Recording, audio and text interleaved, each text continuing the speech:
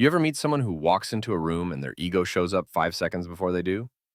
The air gets thicker, your confidence starts buffering, and suddenly you're questioning your entire existence.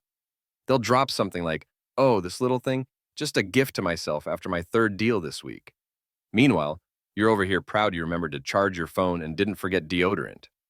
Every group has one, the main character, the person who turns a casual lunch into their personal TED Talk. You're just trying to enjoy your fries, and they're explaining how their leadership mindset revolutionized the company. Like, bro, I just wanted ketchup, not a keynote speech. You can practically see their PowerPoint slides loading behind their eyes. But here's the uncomfortable truth. We all have a bit of that in us. Yep, you too. Don't act like you haven't rehearsed your humble brag before posting, so grateful for this opportunity, while conveniently including the perfect lighting, vacation view, or your new watch in the frame. That's ego.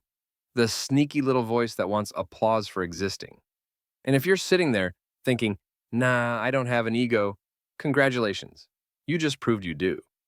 Now, ego itself isn't evil, it's just loud. Psychologists describe it like that drunk friend at the party, confident, impulsive, and way too sure of themselves. But deep down, insecure. The loudest people in the room are often the ones who need the most validation. Some people collect hobbies, others, they collect compliments, and when the attention fades, they panic. People just don't appreciate real talent anymore. But here's where ego gets sneaky. It doesn't always show up as arrogance. Sometimes it dresses up as humility. You know those, I'm so bad at this types fishing for reassurance? Yeah, that's ego in yoga pants. Still showing off, just more flexible. Or the ones who say, I'm sorry you feel that way. Translation, I'm flawless. Your emotions are the issue. That's ego armor, protecting the image at all costs. And honestly, ego's just doing its job. It's the bodyguard of your self-image. You fail a test, the teacher's biased, you get ghosted, they couldn't handle someone real. It's delusion, sure, but with a purpose. It's your brain's way of cushioning the blow. Without it, rejection would hit like a truck going 90. Ego hands you bubble wrap for your feelings. Still, too much ego isolates you. You can't form real connections when your mental Wi-Fi's always broadcasting me. Ever try sharing something personal and someone immediately hijacks it with, yeah, that reminds me of when suddenly your story's been evicted from the chat. Ego just turned your feelings into their anecdote. And those people with massive egos, they're often standing on glass foundations, looks impressive, but one honest comment, and the whole thing cracks. So they patch the cracks with praise, achievements, and just vibing Instagram captions, but they're not vibing. They're negotiating peace with their insecurities using filters and hashtags. Ego says, as long as it looks okay, it is okay. Spoiler, it's not.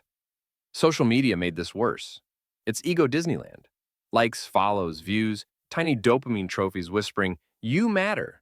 You scroll past 10 happy posts, no reaction. But that one person from high school buys a new car, and suddenly you're Googling how to start a side hustle. That's your ego putting on armor and saying, we can't let them win. It's not about their success. It's about your comparison meter going off like a smoke alarm. The wild thing? We need some ego. It's your inner hype man, the voice that says, you got this, instead of you suck. Without it, you'd never chase goals, take risks, or even get out of bed some mornings. The problem isn't having an ego. It's when you hand it the keys and let it drive.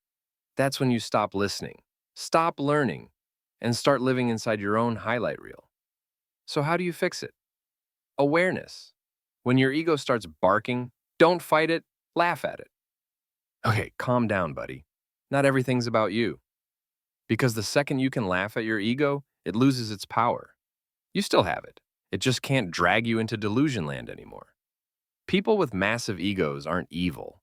They're just craving love and surround sound. They built shiny armor, but forgot that real connection comes from letting people see the dents. So next time someone flexes their I know everything energy, don't take it personally. They're not showing off, they're shielding. And if that someone happens to be you, welcome to the club. We're all a little ridiculous sometimes. It's fine to have an ego. Just don't let it have you. So hit that like button if this made you spot a little ego behavior in yourself, or at least in that one friend we all have. Subscribe for more psychology that helps you understand people, and maybe even yourself. And if you're already thinking, yeah, this doesn't apply to me, careful, that might just be your ego talking. See you next week for another dive into the weird, wonderful chaos of the human mind.